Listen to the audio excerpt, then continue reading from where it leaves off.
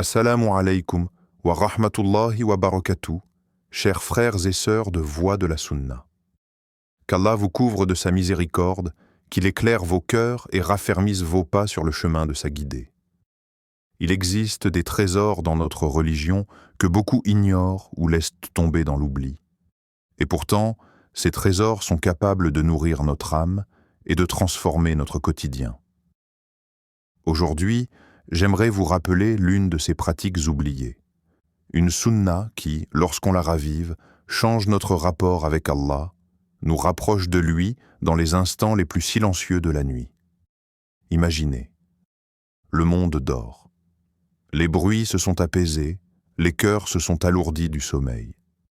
Mais quelque part, dans une maison discrète, un serviteur d'Allah se lève, se purifie et se tourne vers son Seigneur.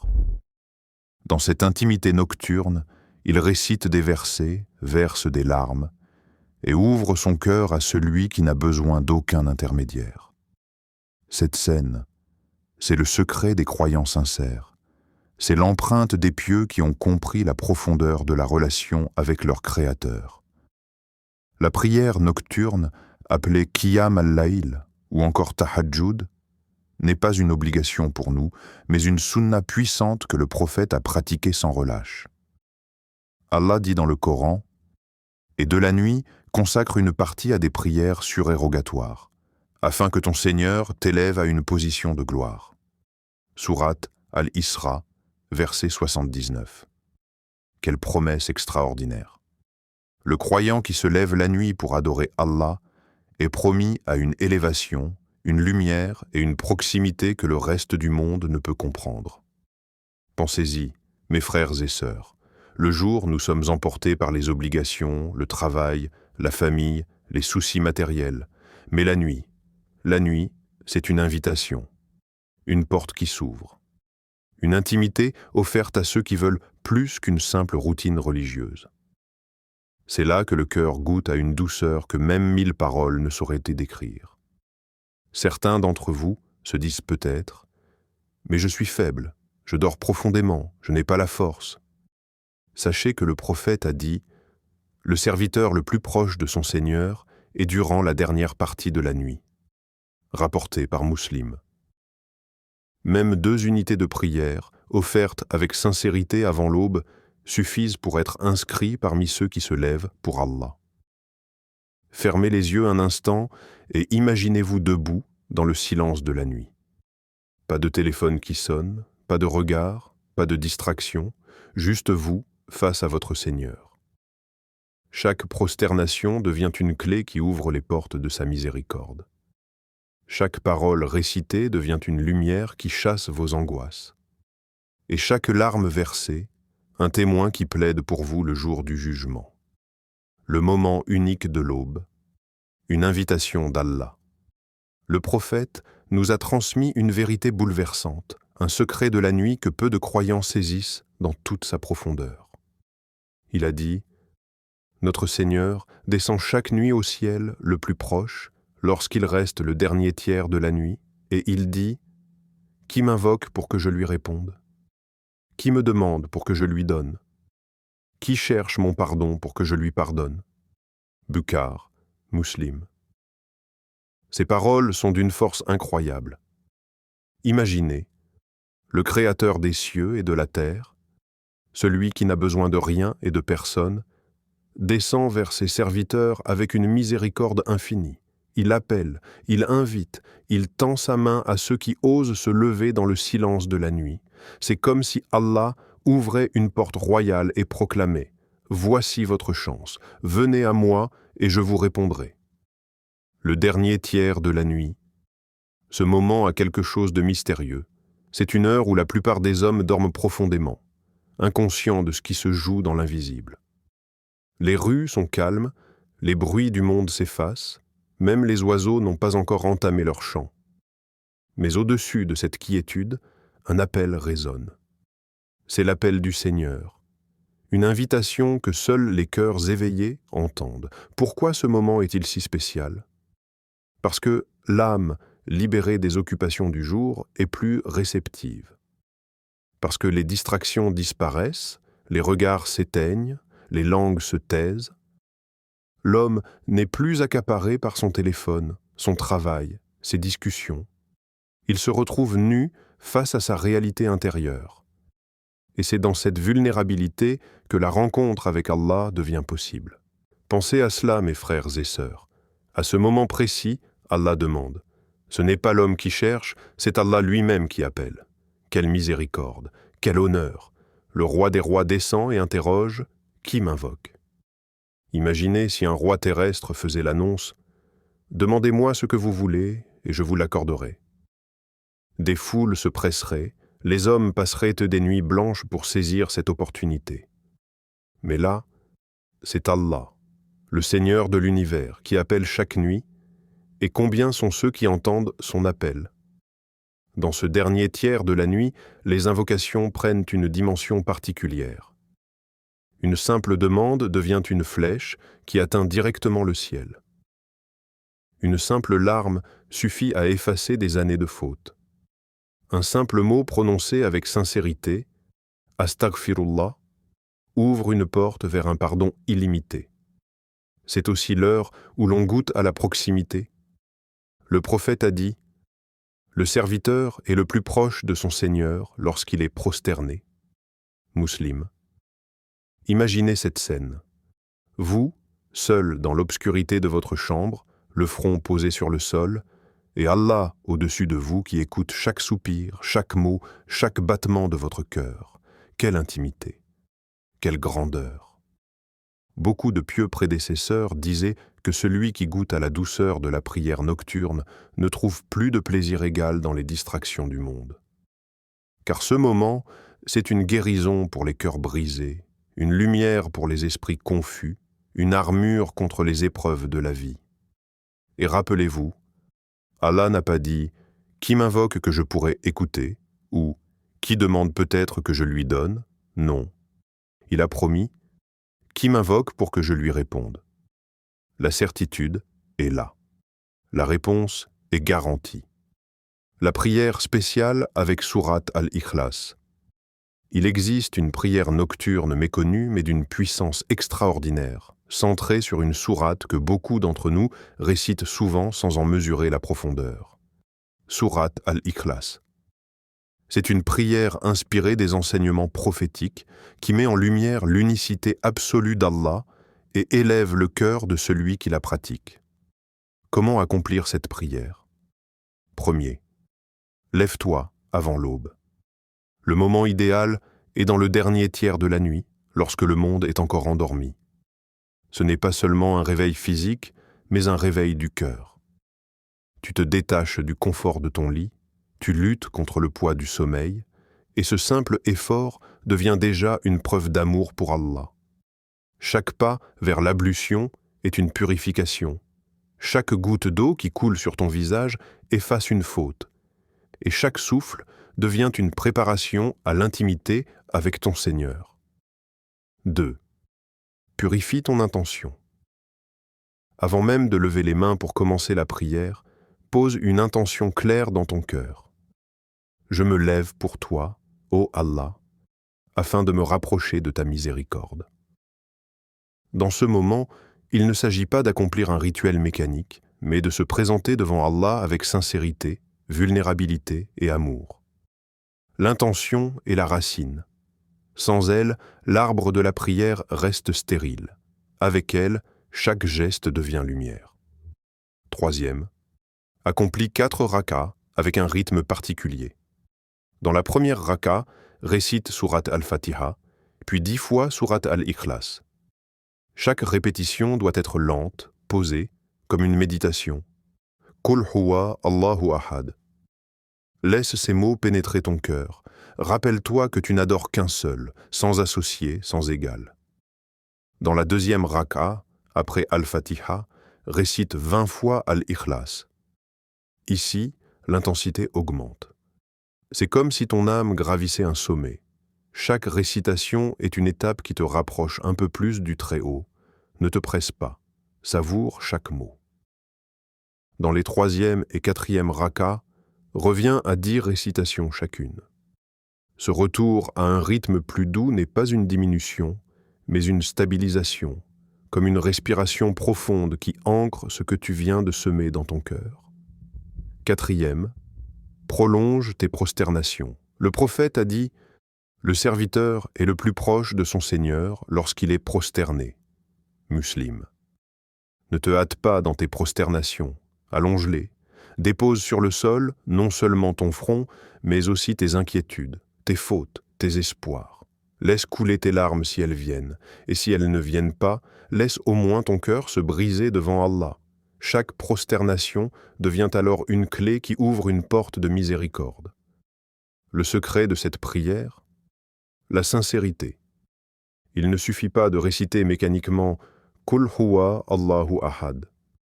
Chaque répétition doit être vécue comme une déclaration d'amour et de loyauté à Allah. Comme si tu prononçais à nouveau ton pacte avec lui. Toi seul je reconnais comme Seigneur. Toi seul je vénère. Toi seul je prie. La méditation. Al-Ikhlas n'est pas une simple sourate. C'est le résumé de tout le Tawhid. Quand tu la récites, imagine l'univers entier, les étoiles, les mers, les montagnes. Et au-dessus de tout cela, Allah, unique, éternel, parfait. Visualise ton propre cœur se purifier à chaque récitation, comme si chaque Allahu Ahad effaçait une couche de négligence pour révéler une lumière intérieure. Cette prière, lorsqu'elle est accomplie avec amour et constance, devient une école spirituelle. Elle éduque l'âme, elle discipline le corps, et elle ouvre les portes d'une relation intime avec Allah que les mots ne peuvent pas décrire. Pourquoi cette prière est puissante? Lorsque nous parlons de cette prière nocturne particulière avec Sourate Al-Ikhlas, certains pourraient se demander « Mais pourquoi est-elle si spéciale? Pourquoi cette petite sourate de seulement 4 versets est-elle mise en avant au point d'avoir une telle puissance ?»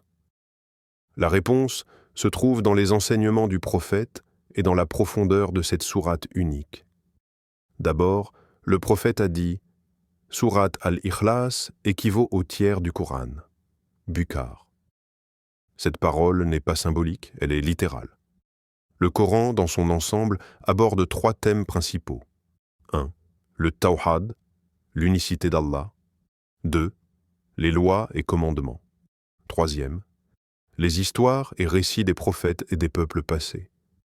Sourate Al-Ikhlas, bien qu'extrêmement courte, résume à elle seule le premier tiers, la croyance fondamentale en l'unicité absolue d'Allah. Qul huwa Allahu ahad, Allahu samad, lam yalid wa lam yulad, wa lam yakun lahu kufuwan ahad.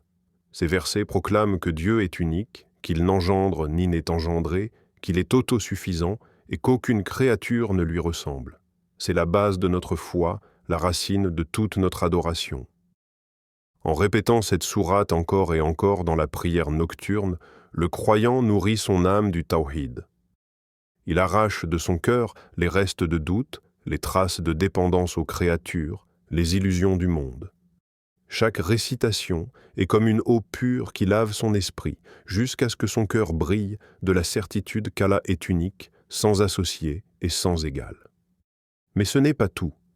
Cette prière est puissante parce qu'elle purifie l'âme et renforce la foi.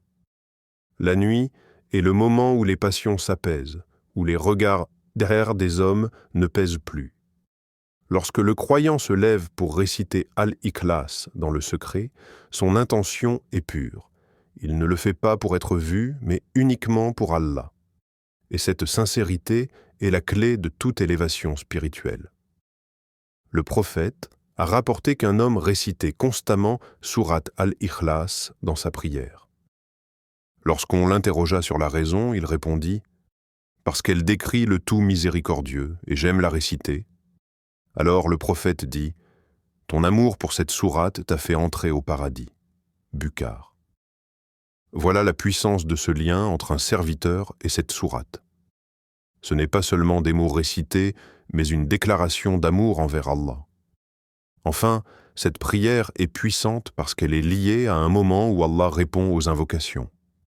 Dans la sourate Al-Muzammil, 73, 6, Allah dit: En vérité, la prière de la nuit est plus efficace pour la maîtrise de soi et plus propice à la récitation.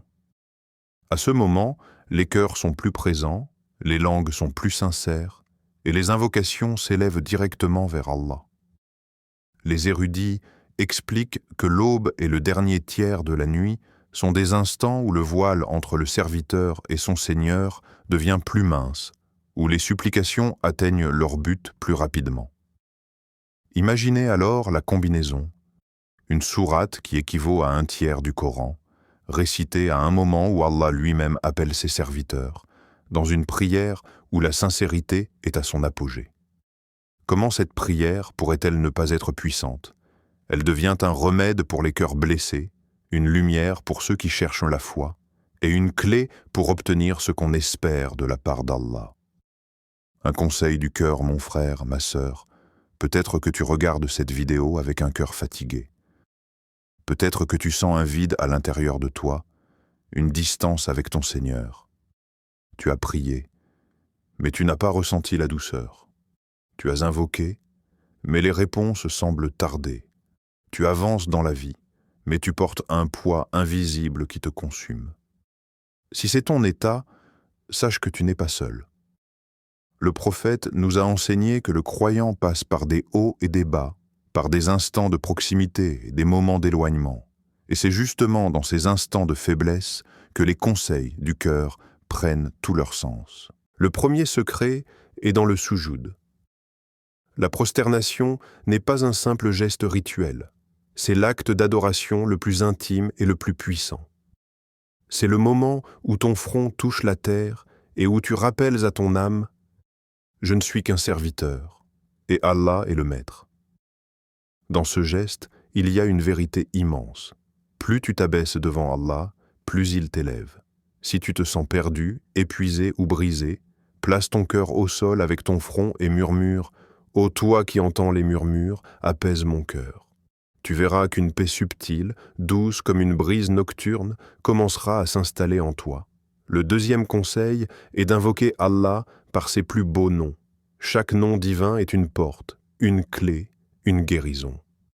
Lorsque tu dis « Ya Hayyu, Ya Qayyum », ô vivant, ô soutien, tu rappelles à ton âme que ton Seigneur ne meurt jamais, qu'il ne dort pas, qu'il n'est jamais distrait de ta situation.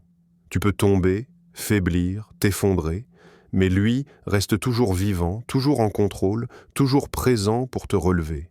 Répète ces noms dans ton sujud, répète-les avec insistance et laisse leur lumière apaiser les tempêtes de ton âme. Le troisième conseil est la patience. Nous vivons dans une époque où tout est rapide. Un message envoyé reçoit une réponse en quelques secondes. Un désir exprimé trouve une solution instantanée. Mais Allah n'agit pas comme les hommes. Allah choisit le moment parfait. Il a dit dans le Coran, « Allah n'impose à aucune âme une charge supérieure à sa capacité. » Al-Baqarah 286. Ce verset n'est pas qu'un réconfort, c'est une promesse. Si tu vis une épreuve, c'est que tu as la capacité de la supporter, et Allah sait exactement quand t'apporter la délivrance. La patience n'est pas de rester immobile en attendant, mais de continuer à invoquer, à espérer, à faire confiance à celui qui ne déçoit jamais. Pense à l'agriculteur qui plante une graine. Il ne creuse pas le lendemain pour vérifier si la plante pousse. Il arrose, il protège, il attend. Et au bon moment, la graine éclot. De la même manière, tes invocations sont des graines que tu plantes dans ton destin.